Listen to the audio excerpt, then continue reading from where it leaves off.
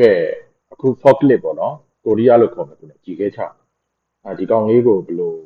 မောင်းလဲဆိုတာမောင်းတင်ပေးဟုတ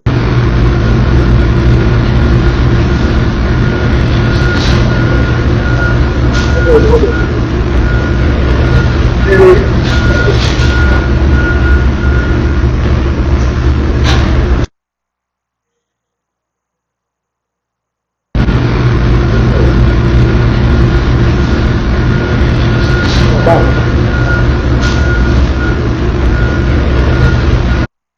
ဒီကောင်တိတ်မမောင်းတတ်သေးဘူးနဲ့တူတယ်ဟိုကားလေးမောင်းတော့ forklift လေးမောင်းတော့ဒီပစ္စည်းကိုမမဲ့ဟာမမပဲနဲ့နောက်ကိုပြန်ရွှေ့သွားတယ်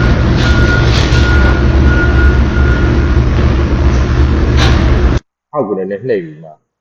မလို့ရမှာဒီကွာအမေကရှေ့ကကလစ်ကပေါ်နေနဲ့ကြွနေတယ်ဆိုတော့ပစ္စည်းကိုမလို့မရဘူးပေါ့နော်ဒီဗီဒီယိုဖိုင်လေးကဒါ CCTV ကနေပြီးတော့ရိုက်ထားတဲ့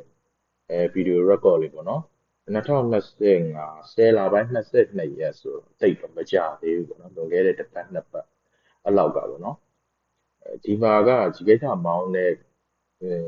ဒီကိစ္စမောင်းတဲ့သူကပေါ့နော်ကိုးဖြောက်ဈေးတွေပါတောက်စားလာမသိဘူးပေါ့နော်အမြင်ရဘူးပေါ့